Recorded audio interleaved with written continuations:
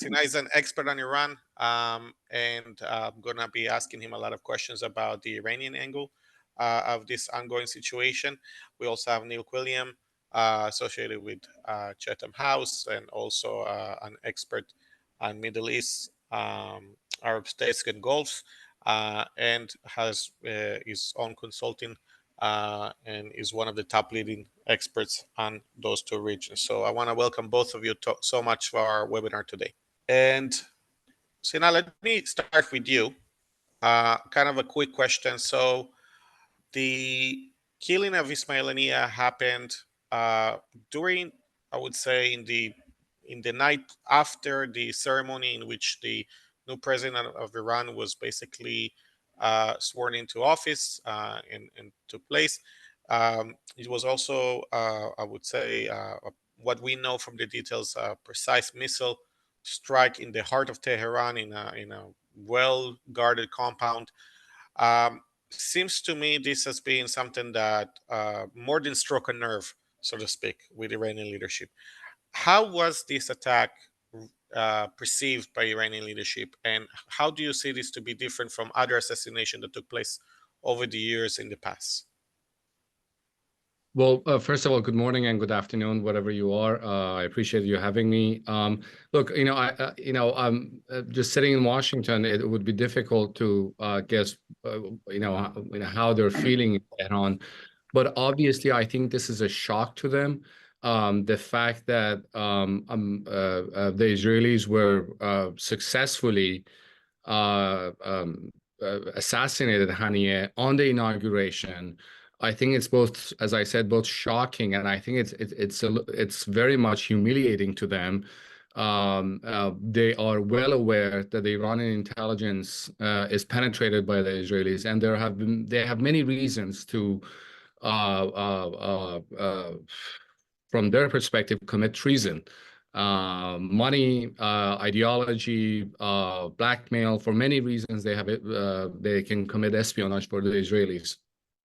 But I think the day that the Israelis, and again, we have to always say that the Israelis, this is the modus operandi of the Israelis, that they never confirm or take responsibility for these actions. But again, assuming that this is the Israelis, in fact, the fact that they chose Pezeshkian's inauguration day, it's even worse for them, because this is Pezeshkian is someone who has vowed to improve Iran's relations with the West. During the campaign, he called for improving relations with the West, adopting the FATF, any negotiation that would lead to the lifting of sanctions. So it makes things even more difficult for him, and I can explain it more as we go on in the meeting.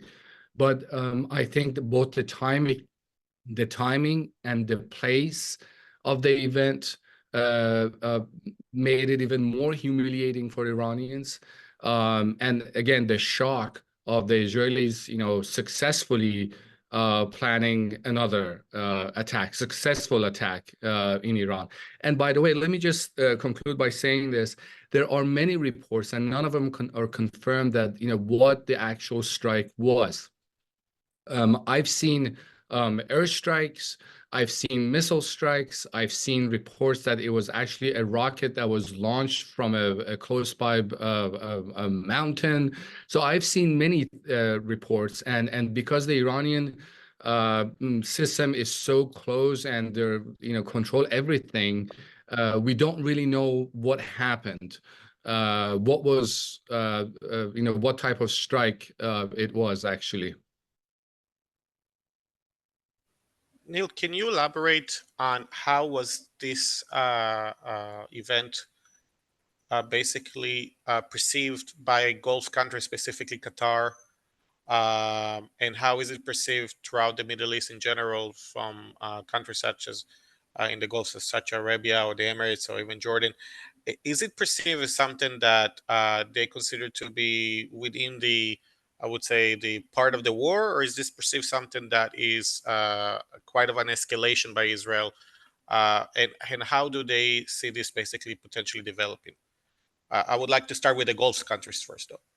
Sure. I mean, I can start with the Qataris, and the Yes. Qatari Prime Minister came out yesterday. I think he put that position, made the position very clear. That, to put it, very simply, this is extremely unhelpful because you've just killed, the main or one of the main interlocutors for discussions. So this puts back negotiations, or maybe just it's way off the table.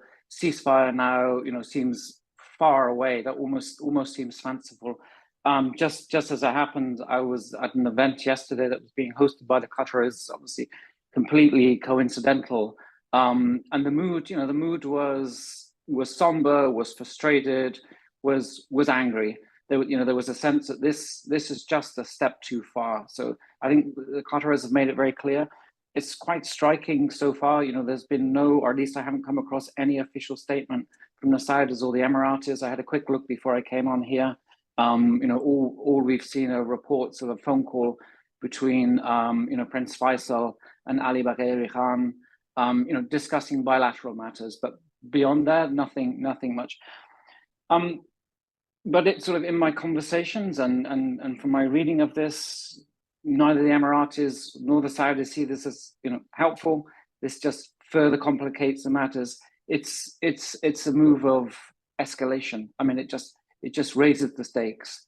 And I can't speak on their behalf, but the way I think they're reading this is, this is Netanyahu just riding shod over all interests in the region, just pushing forward an agenda that fits, a narrow frame for him, and rides roughshod over the US too.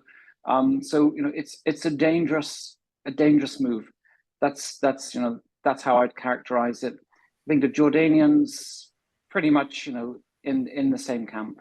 No love lost, obviously, over Haniyeh himself personally, but the fact that that this happened, is taking place in Tehran, is massive. Sina, I heard a lot of criticism also towards the United States. It seems there was also an airstrike in Iraq carried out by the United States against one of the Iraqi militias at the same time. Are the Iranians thinking, or are they considering that the United States was part of the assassination, or are they saying this, even though the United States have issued a full denial about that? Or do you think that they understand that maybe they didn't have anything to do with it? How do they perceive the United States' role in this event? Well, if you ask the Iranian leadership, if the price of bread goes up, it's the fault of the United States, let alone an assassination in Tehran. And it doesn't matter whether the United States denies any involvement or lack of knowledge, anything. From the Iranian perspective, the Israelis are doing the bidding of the United States. So whatever the Israelis are doing, again, from their perspective, is that the U.S. is either actively supporting it, or knew about it, or it has been supporting it. So that's the Iranian thinking.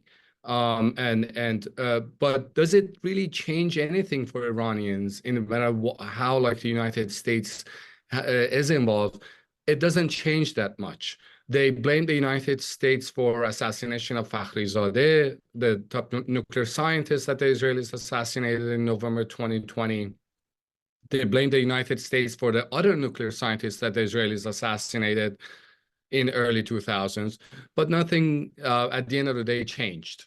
Now, another event that took place earlier on Tuesday, the killing of Haniyeh is reportedly to happen in the morning hours of Wednesday. Earlier in the evening on Tuesday, there was a killing of a senior Hezbollah commander in Beirut, in the heart of the Hezbollah district of the Dahia in Beirut. Is that something that also is considered to be an event that the United States have knew and approved and confirmed, or is also one of those, as you said before, the price of bread goes up, so the United States is to be blamed, more of the same kind of an approach? Yes, naturally. From the Iranian perspective, the weapons that the Israelis are using, the logistical support, the financial support, everything comes from the United States. So naturally, Washington is to be blamed for it. My problem with what's happening in the region is that we have so many wars in the region, or you can call it hotspots in the region, but fortunately we haven't had a regional war yet. The problem is all of these wars in the region or hotspots in the region, they have the potential to trigger a regional war.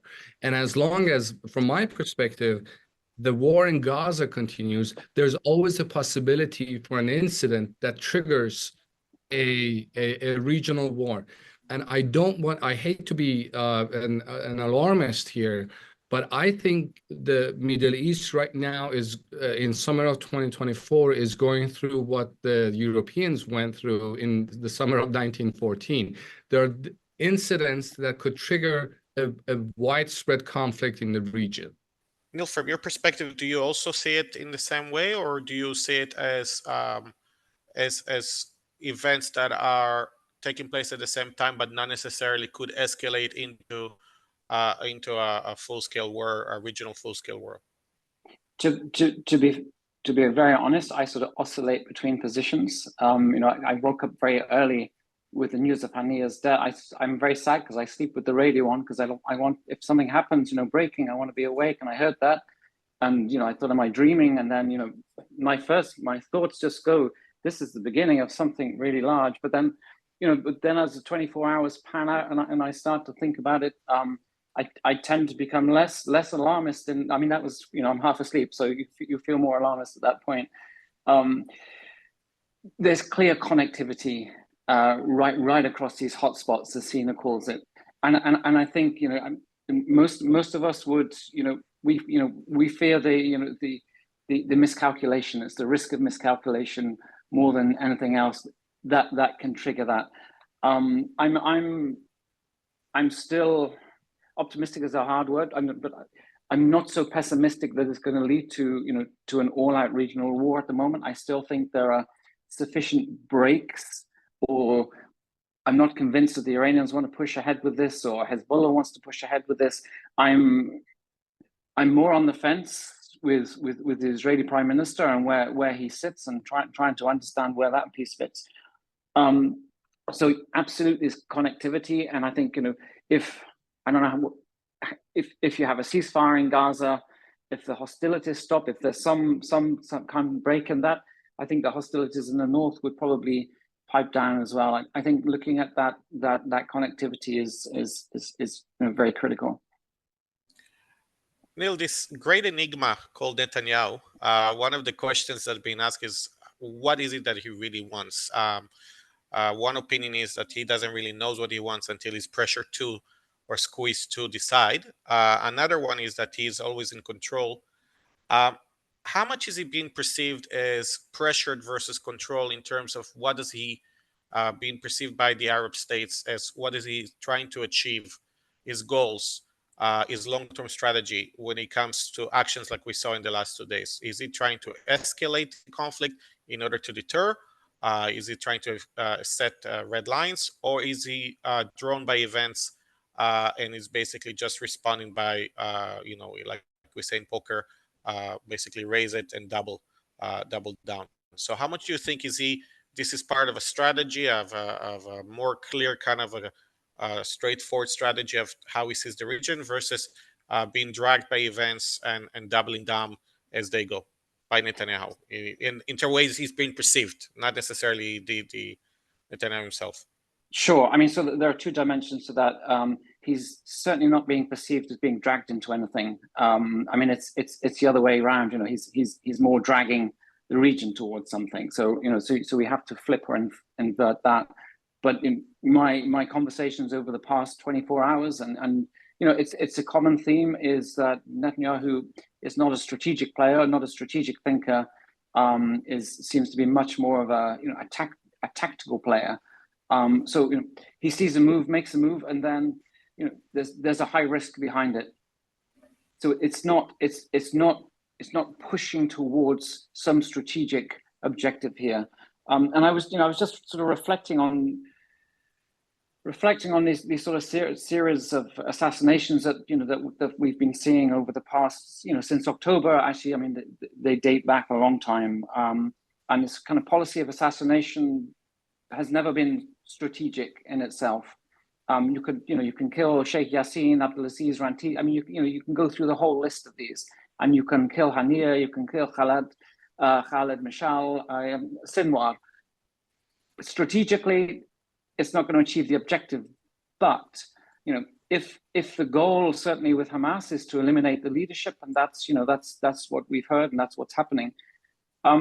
Maybe if Sinwar is assassinated, then we're moving more towards a sort of a ceasefire position. Maybe that's the goal. I think that's some of the thinking that I've been hearing, but there's no overall strategic play here. But Netanyahu is definitely not being dragged into something he doesn't want to get involved in.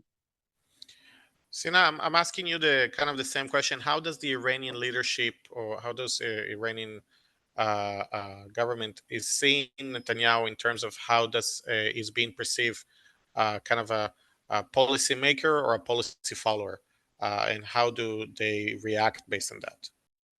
I think that they think that Netanyahu, excuse me, wants to prolong the war as much as he can. And it makes sense for Netanyahu to continue the war. As long as the war is going on, he'll stay in the office. I'm looking at the Iranian media. There's a media coverage. There's a coverage of his, corruption cases, et cetera, et cetera. But right now, they're all, pushed to the side. The moment that war stops, all of those will come back to the center of attention. He would also have to respond to the Israelis why the Israeli intelligence felt so bad on October 7th and could not see or imagine the attack. So all of these, I think it makes sense for Netanyahu to want to stay in power and prolong the war. And I think that's one of the reasons he's doing anything with his power to prevent or impede an ultimate ceasefire solution. Because as I said, when that moment comes, he needs to respond to a lot of things. He could be convicted. He could even go to jail. And I think as a politician whose first job is to stay in the office, it's better to use the perks of the prime ministership than being a convicted criminal. So these are all the things that I think Netanyahu has to keep in consideration. And I think this is what Iranians also see. Again, I'll add to what I said, that from the Iranian perspective, you cannot detach Netanyahu from Washington, meaning that he is doing the bidding of the United States in the region. So now one of the questions we got here, and let me kind of rephrase it into a bigger questions, which is how much is the change in the U.S. presidential elections impact the way that the Iranian perceive their options for response? How much is the current government is perceived to be a lame duck, meaning that the Iranian may be less deterred or more deterred in the response to recent events? Well, I think from the Iranian perspective, look, when it comes to designing their foreign policy, first of all, I have to say that Iranians are also going through the same thing. Iran, they just elected the president. He was inaugurated yesterday, but he doesn't have a cabinet yet. He doesn't have a foreign minister. Iran's foreign minister right now is the acting foreign minister and one of the remnants of Raisi's cabinet. So really, Iranians are also waiting. But I think what they're actually waiting for is for the presidential elections of November in a few months to see whether it would be Harris or Trump. Their policy would be fundamentally different. It's if either is elected. If Harris is elected, the chances are that she would be interested in some sort of negotiations to reduce tensions, and especially on the nuclear issue. We have to, again, as a reminder, we did have a nuclear agreement in place. Trump withdrew from it, reimposed the sanctions. In response, Iranians escalated on the nuclear front, and we are where we are right now, where Iran has only a few days left of breakout time. So, but if Trump comes in, then the Iranian calculations would have to be fundamentally different. Now that there were some reports that Iranians were plotting against Trump's life, et cetera, I think, and given Trump's personality that is so vengeful, he could go hard after Iranians, and that would change the Iranian calculations. But I would also say that despite all the things that they say about Trump, when you actually pay attention to the details of what was happening, Trump was really interested in some sort of agreement and understanding with the Iranians back in 2018, back in 2019. And he had complained to John Bolton that, how come the Iranians don't want to talk to me? Everybody wants to talk to me except these Iranians. Why is it they're not talking to me? But eventually he was stopped by Mike Pompeo and John Bolton. So again, I'd like just to conclude what I said. I think that depending on who will become the next US president, Iranians will have to fundamentally change their calculations and their approach to the United States. Neil, from your understanding, how do you see Gulf countries and Arab countries seeing the situation in terms of US presidential election, and how is that playing into their fears of regional escalation? Is that something that they are seeing and are basically seen as a weakness of the current situation, inviting for an escalation, or that maybe this is actually kind of the potential kind of to all actors to stay tuned and not to take any steps that could escalate the region, knowing that the U.S. is busy with elections right now? I mean, I think it's both. I mean, I think there's concern that that the current U.S. president is effectively a lame duck, doesn't really have the authority or the gumption to rein in Netanyahu. I mean, this is how it's seen. The issue is not necessarily Hezbollah or Iran; it's Netanyahu. So it's Biden's ability to sort of peg back Netanyahu, and they see him as a lame duck, and that's the real concern. It's all about the domestic election at the moment. There just isn't the time or the bandwidth or the. I mean, obviously there is energy that's being spent, but it's a lack of authority. Then you could wind back for some time and say, well, Biden didn't necessarily have that authority anyway. But where he is now, where he's sitting, that he's a diminished president with diminished authority. So that's the real concern. It could just really escalate, or Bibi could sort of drag the region into this conflict at this particular interregnum. Neil, I want to change the topic to something we've seen here. Say here, but in general among the leadership and decision makers in Israel, which is to change the policy towards Lebanon, the state, versus towards Hezbollah. That is, until now, the response was targeting Hezbollah personnel. There is the hawks in the Israeli leadership that are pushing to not to continue with this disconnect and to basically start targeting Lebanon, the state itself, i.e. infrastructure, etc., Beirut, and so on. How would that kind of action be perceived in, let's say, an escalation scenario that could follow in the next few days, in which Israel does escalate to start targeting Lebanon, the state, and its relations with, for example, the Gulf states, specifically Saudi Arabia, and the potential for normalization and so on? I mean, normalization would just be punted even further into the distance. I mean, given the Saudi sort of legacy and long-term interest in Lebanon, it's waxed and waned depending on circumstances, but it's still it's still heavily vested in the country. It's heavily vested in trying to ensure that its allies, whether there's still tensions in those relations, are still in a strong enough position to withhold or retain Hezbollah from having so much authority in the state. It would just really push relations back. I mean, the prospect of normalization. I mean, that just I mean, even now it's hard to think. It's even hard think or contemplate normalization. I still, the desire to have that sort of strategically is still there, but the prospect of it now is so far away, and this would just kick it out for a decade, I would imagine, if destruction is brought on, non-Hezbollah areas or the infrastructure. We'd be winding back to 2006, and who's going to come in and rebuild? Who's going to pay for that?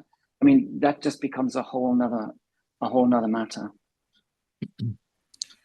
So now, how much pressure is Hezbollah under to retaliate the death of their chief commander in Lebanon by Iran versus how much pressure are there by Iran to basically to hold their horses, so to speak? I mean, what is the way Iran seeing Hezbollah response to be best serving their interests at the moment?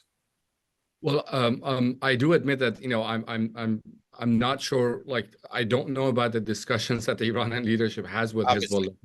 Hezbollah. So I'll say that from the beginning. But I think that Iran would not look. Hezbollah is integral to Iran's national defense policy. Hezbollah has been created to extend Iran's arm to threaten the Israelis in case the Israelis wanted to take an action against Iran. But at the same time, I would say that Iran would not jeopardize its own survival over Hezbollah.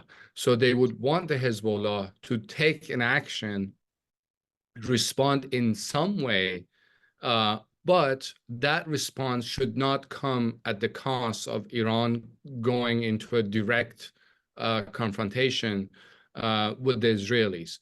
Back in April, when Iran attacked Israel and Israelis responded, I think it was a quite limited exchange between two states.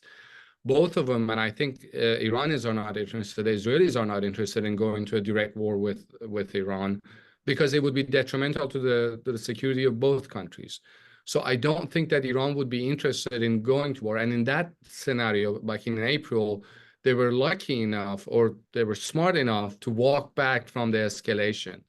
I don't think Iranians would want to repeat that scenario by unleashing Hezbollah. But at the same time, I think when they say special military operations in response to Israel's assassination of Haniyeh, I think they could ask Hezbollah to do something, or Hezbollah could do something on its own. The relationship that Iran has with its so-called proxy forces is quite different. With Houthis, the relationship is not as close and determined, meaning that Iranians cannot pick up the phone and tell Houthis to attack, such and such ship or such and such area. But with Hezbollah, Iran does have that sort of relationship. But again, at the same time, I don't think Iranians would risk going into a direct war with Israel over something that Hezbollah has done. And on the positive side, I will say this, and I said I don't want to be alarmist, but on a positive side, I would say that the pessimism over the chances of victory, or skepticism, I should say, over the likelihood of victory, brings peace.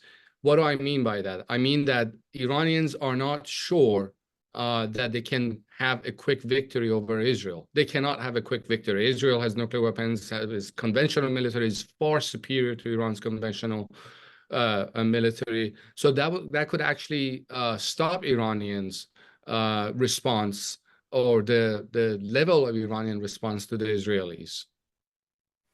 And same goes with the Israelis. Iran is much larger. It's a much larger country, can take a lot more punishment than the Israelis. So that also stops the Israelis. Now, one of the scenarios that in Israel has been published to be sent a warning in back channels was that targeting civilians or civilian uh, centers, cities, and so on, from a targeted perspective, would be a cross of a red line by Israel towards Iran, directly threatening Iran. Do you see that to be a threat that is, so to speak, being ignored or heard among Iranian policymakers? I'm sorry, could you repeat the question? I didn't get the first part. The question is, Israelis leadership has issued warning to Iran's leadership through back channels that targeting civilians, civilian population centers, and so on, would be a crossing of a red line that will involve Israel directly targeting Iran. Do you see that to be something that is deterring Iran, or do you see that something that Iran is basically not ignoring and look at as a background noise? No, I don't think they take it as background noise. When you look at the Iranian strike against Israel in April, I think it was carefully calculated, and this was mainly missed in the media. But the bases that the Iranians attacked were the same base that the Israeli aircrafts had taken off to attack the Iranian consulate in Damascus. So I think it was a carefully calculated targeting to minimize potential casualties, right? And it's the same thing that happened with the United States. When the US assassinated General Soleimani, the Iranian response was, a lot of messaging, a lot of barking as usual, but it was designed to minimize the casualties. So I don't think Iranians see the Israeli threats as a background noise, or it's not like they don't take them seriously, but they do want to make sure that whatever response that they have is a very loud noise that they can brag about inside the country and abroad, that look, this is what we did. And I say this, and I'll stop here. Look, when a few months ago, when we had a terrorist attack in Iran, that and the terrorists had gone from Pakistan to Iran, they attacked Pakistan, a nuclear weapon state. A few months later, they attacked Israel, another nuclear weapon state. Right? So meaning that in a span of less than 6 months, they attacked 2 nuclear weapon states, and Iran is a non-nuclear weapon state. So I think their responses are calibrated in a way that has the largest noise. They can brag about it, they can bark, but they are very careful not to escalate into a level that they cannot handle. If that makes sense. Completely makes sense. I was on mute. That's why it took me a second to get there. Neil, I want to ask you what you just heard. How does it being perceived by Gulf states, but primarily Saudi Arabia? Is Saudi Arabia looking at the situation and seeing the Iranians' response, and both in capability, but also in terms of strategy, and is being deterred? Is Saudi Arabia looking into it and learning what kind of lessons from this entire situation in terms of their relations vis-a-vis Iran? So, two sort of answers to that. One is, the Saudis have invested in this relationship with Iran, and the de-escalation, and that's proven to be beneficial for the Saudis, and they've kind of parked their hostilities. There hasn't been sort of investment flows. The relationship hasn't thickened or deepened to any substantive point, but it's withstood, all these tensions, all these machinations playing out in the region, particularly the events of October the 7th. So that's proven to be extremely valuable to the Saudis, and an important lesson, I think, to the Gulf states. But we can't lose sight of the fact that, longer term, strategically, all the Gulf states continue to see Iran as, a threat to their security. I mean, that's how it is. So we're in a de-escalatory mood at the moment, or mode at the moment. Relations are quite good, but there are lessons being learned in terms of where the pain threshold sits for Iran. But I mean, that's a threshold between Israel and Iran. The Saudis aren't about the Saudis can't put themselves in the same place as Israel and sort of find that threshold. The Gulf states just simply do not have that capacity or capability. But what it does mean is that over the longer term, and that may now be pushed out to a decade, is that desire for normalization with Israel will remain, and long term, from a missile defense point of view, from a security arrangement, whether that's part of a normalization or not, that will be the trajectory of travel. So that's the lesson. In a way, Israel is demonstrating its ability to sort of draw those red lines or test, the kind of threshold points for Iran. And so so the Saudis and the Emiratis are looking at that very closely. But they themselves will never have that capability or capacity. It could only be with a strong relationship with Israel. I got here two questions, both more or less address the topic of the nuclear program by Iran. Obviously, the current situation and the current escalation, and I would say that every time there's an escalation, that question kind of repeats itself. Is Iran going to make a breakthrough? Is Iran going to see this as the ultimate drive to go for it? In the past, I think the answer was no, always on the verge, always on the edge. But Sina, I leave it to you. Do you think this is the time that we're going to see something like that, including also that the U.S. elections in the background, including the fact that we are in the I don't know, would say the 1914 of the Middle East situation, as you kind of described. Is Iran likely to make a push for it, or is consider it more seriously than ever before, in your opinion? What I do know is that there's a lot of discussion in Iran that enough is enough. We've already been paying the cost, like the economic sanctions of pursuing the bomb. Excuse me. Why not just get it over with and dash for the bomb? And that is why you see two heads of Iran's atomic energy organizations come on Iranian state TV and say that, look, nuclear weapons are against our policies, but we can make one if we wanted to. And this like a few years ago, this was a taboo in Iran to openly discuss the issue of nuclear weapons. But whether Iran would go for the bomb, my answer, and a lot of people thought that the October war would push Iran over the edge, and they would change the nuclear posture. But I predicted, and I still think, that they will not go for the bomb just yet. They don't think that there's an acute security threat that cannot be met by Iran's current national defense. My reading of Iran's nuclear program, the history of the nuclear program, is that they try to dash for the bomb when they could not meet that threat through conventional means. And that's in 1980s, 1990s, that they could not deter the Iraqis, rather, or the Israelis. Right now, I think they're quite confident that they can deter foreign adversaries, with the exception of the United States, from attacking Iran. So I think that they will remain a nuclear threshold state for the time being. Neil, the same kind of question to you, looking at the Arab states, specifically the Gulf one, specifically Saudi Arabia.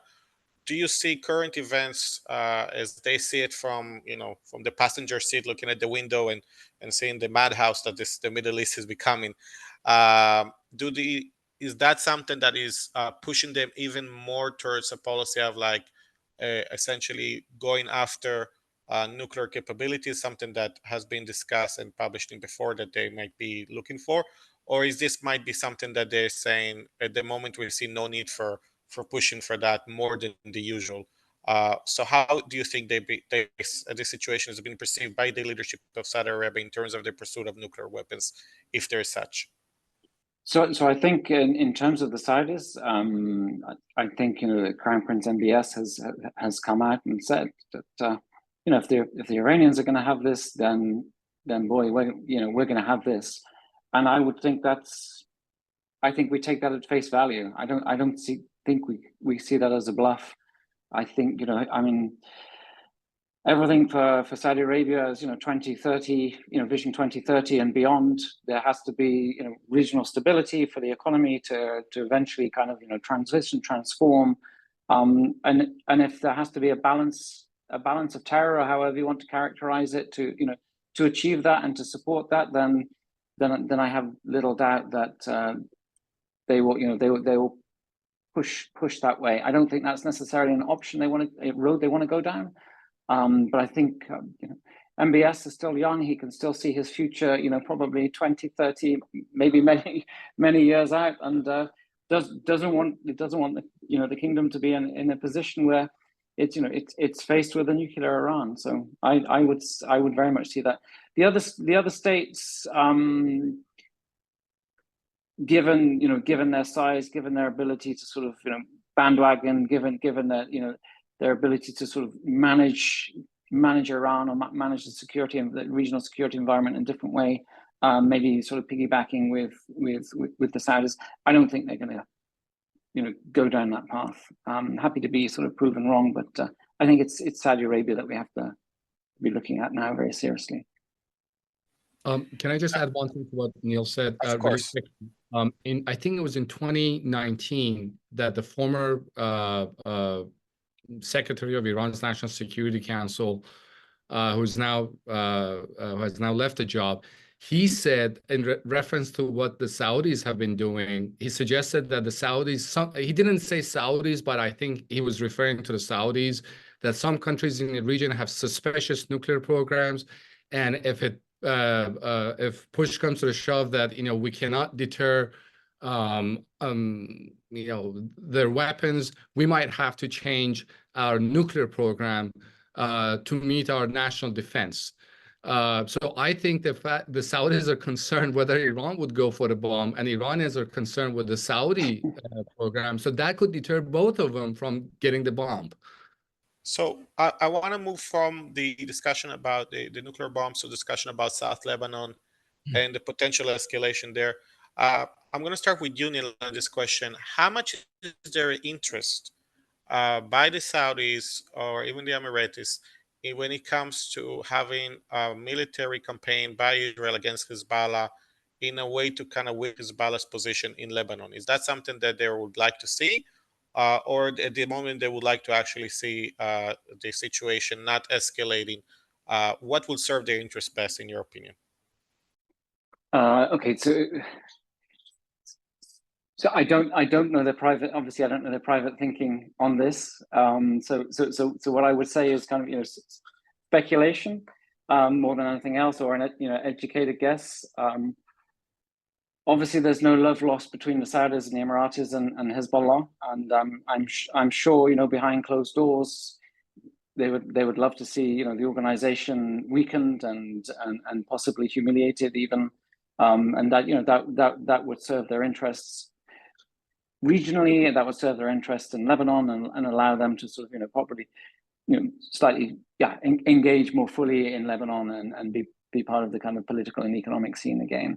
However, I think the concern, the practical, realistic concern of beginning some form of escalation that's likely, or there's a possibility that it's going to spill out, it's going to become uncontrollable. We've seen through lots of interventions in the region that once you break it, you own it, and it's hard to put back together. MBS went into Yemen, imagining that was we've heard this for the last decade, whatever, but it was a 2-week campaign, and look where they are now. So I think lessons learned would be, quietly, we'd probably love to see Hezbollah smashed. However, the likelihood that happens is probably quite small, and the cost for doing so for the region would be extremely high, and therefore the costs will outweigh the benefits. So I don't think they want to see an escalation on the northern Israel, southern Lebanon at all. Sina, from your perspective, looking into Iran's leadership and their interest, do you think it will serve their interest to see now an escalation in southern Lebanon? For example, one scenario that I've heard from one of the experts is the movement of the Raduan troops that were moved backwards from the border towards the area where it's posed more of a threat, leading immediately to almost an escalation. Do you think there's an appetite for that among Iranian leadership? Maybe that now it's a good time for it, or do you think that they're still deterred from the potential of a full-scale war that they would not like to see happening? Well, from the Iranian perspective, again, war with Israel means war with the United States. As I said before, from the Iranian perspective, Israelis are doing the bidding of Washington. But really, in reality, too, if Iran gets into a full-fledged war with the Israelis, the United States will be involved. There's absolutely no question that any administration in Washington would go to the rescue of the Israelis, and that would mean a direct confrontation between the Iranians and the Americans. And I think this is not something that the Iranians would want. So to your question, do Iranians want an escalation in southern Lebanon? Sure, but not an escalation that could lead to a war. So, they would like to see tensions high. They would like to see the Israelis distracted, bogged down as much as, possible. But do they want that to escalate into a full-fledged war with Hezbollah? No, I don't think so. I don't think that's something they want. And just one point to what Neil said about the Arab countries. I think is absolutely right. They would like to see Hezbollah weakened and humiliated, but that has to do really with a relationship with Iran, because they see Hezbollah as a part of Iran, as an extension of Iran, and the view in Tehran is that these Arab countries would not treat us well if they had an opportunity, and all of these together, I think the Arabs don't like the fact that an Iranian paramilitary group, a Shia group supported by Iran, is doing something or has done something that they couldn't do 4 times in the wars of 1968, 1948, 1973. But somehow in 2006, Hezbollah managed not to lose the war to Israelis in 2006. And that was a source of embarrassment to them. So that, I think, one reason that they would like to see Hezbollah weakened and humiliated is because Hezbollah was a source of embarrassment to them. One of the topics I want to touch, moving from we're jumping through topics here, but as the current situation kind of involves everything, we saw that Recep Erdogan's response to the killing of Haniyeh was quite aggressive. In fact, it was quite a, I would say, it was a threat to use force, even to some extent. Now, some would say that it was done in a political rally with his supporters. Some would say that it was misunderstood. But definitely there has been a shift in Turkish policy more towards not only Israel, but more towards accepting Hamas and taking a more of a role in the Israeli-Palestinian conflict than we have seen before, especially on the rhetoric sides. How is that being perceived? I'm going to start with you, Sina. How is that being perceived by the Iranian leadership, that all of a sudden the Turkish actor, again, a NATO member, a key ally of the United States, I know a lot of people would like to reject that, but it's true. It's a key ally of the United States in the region, definitely an influential actor in the region, definitely when it comes to Syria and so on. How is that perceived by the Iranian leadership to see Turkey kind of shifting the rhetoric, shifting their position more towards to the hawkish side of things when it comes to the Israeli-Palestinian conflict? Iran's relationship with Turkey has always been complicated, going back to the Safavid Persia and the Ottoman Empire, fighting over land, power, influence. The Safavids, look, Iran as a Shia state went Shia because of the Ottomans, because the founder of the Safavid dynasty wanted to be as different as possible from the Ottomans. The Ottomans captured Tabriz. But nowadays, the relationship is a little complicated. For years, Erdogan was a source of embarrassment to Iranians because he was a modernizing Islamic leader, that, he was a symbol of, his leadership and Turkey were a symbol of a Muslim country that is democratic, et cetera, wants to integrate with the outside world. And that was really a source of embarrassment to Iranians because they're also a Muslim country, but their country is, an authoritarian. But in the past few years, that has changed as Erdogan has become more resentful of the West because he was not allowed to join the European Union. They've embraced him more. But at the same time, they're still fighting over, let's say, religious authority. Turkey, as a Sunni state,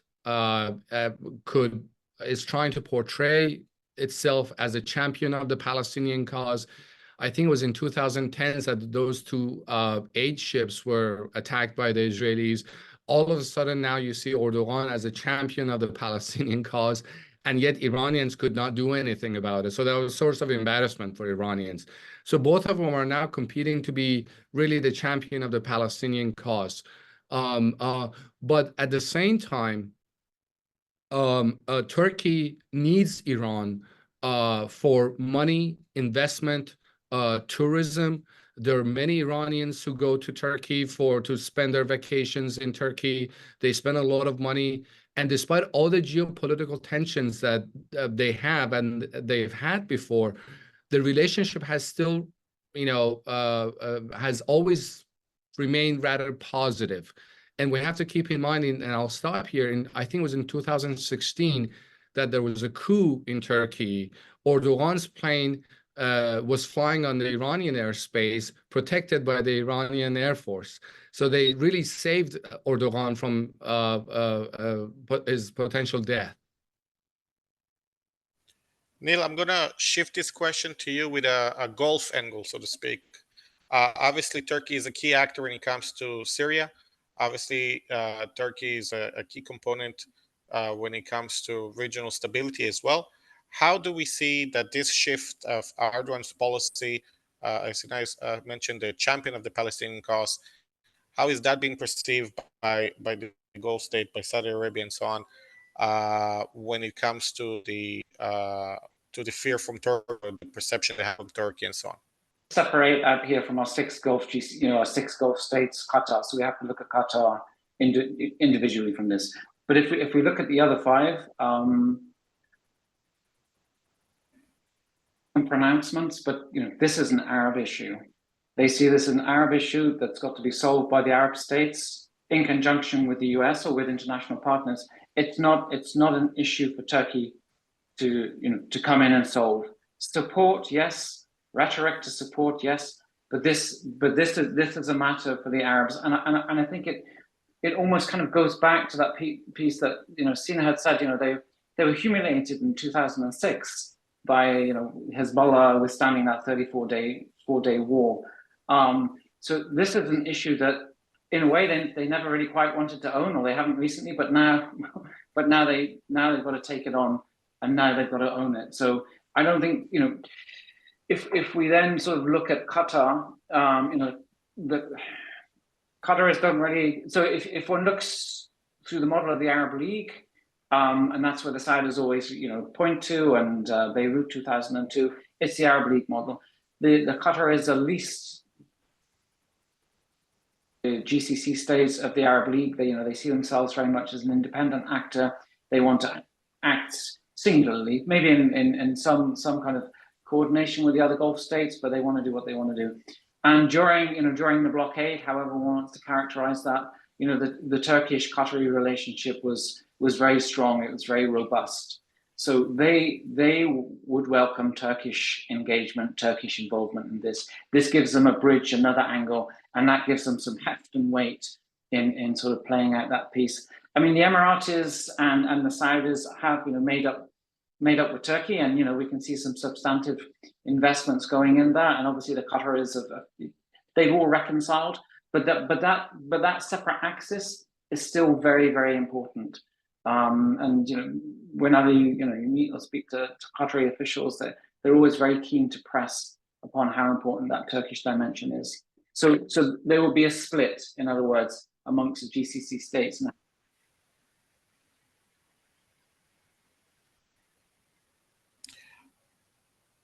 Sina, kind of like we're entering the final couple of minutes of this webinar. Final remarks that you have when it comes to the topic in terms of how the recent escalation and the ongoing tensions that we're likely to see those tensions increasing with retaliatory acts by Hezbollah in Iran.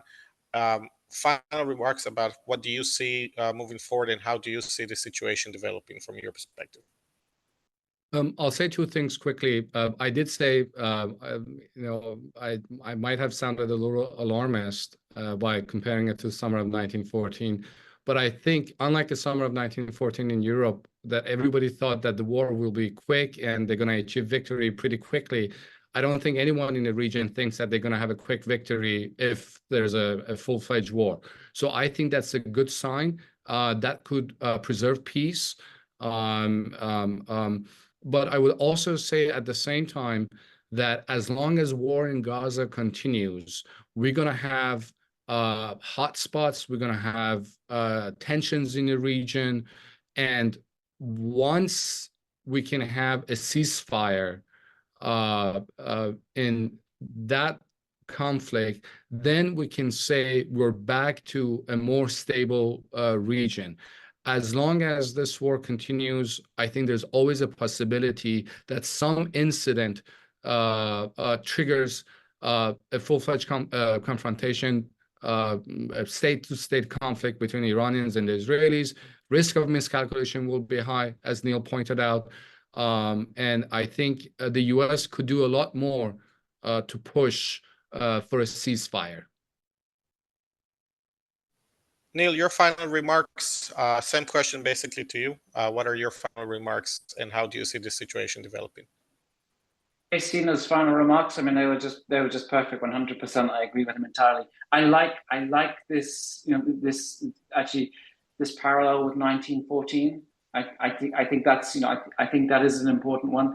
I agree, not just to say the same thing, Sina, but I agree. I think, the region has been through so much war, and it's had, 2003, I mean, all of this. So there are no quick wins. And I think all the regional states are conscious of that and are aware of it.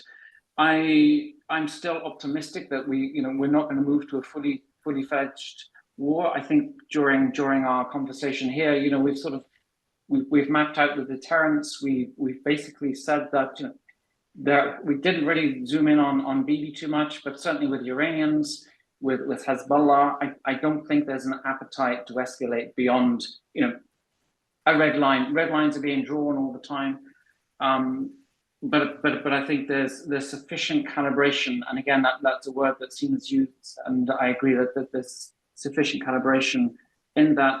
And then just my final point would be is, like I said, I woke up that morning and I heard the assassination. I thought, gosh, where's this going to lead to now?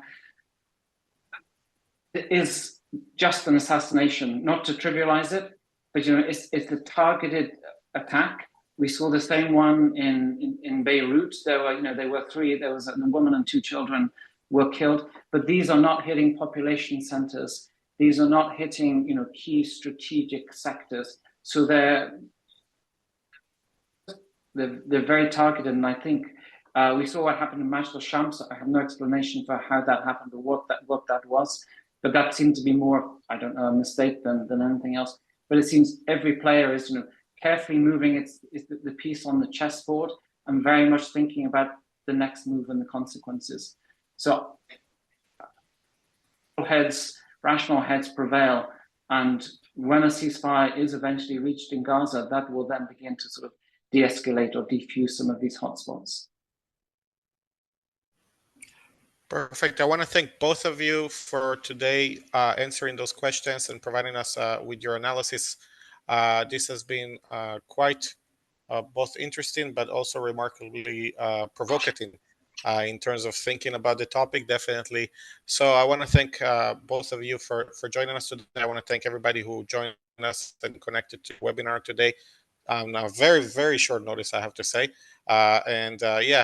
Unfortunately, this is likely to develop, but I'm happy that we managed to carry this webinar today despite of that. So thank you everybody who participated today. Thank you, Neil. Thank you, Sina. Thank you.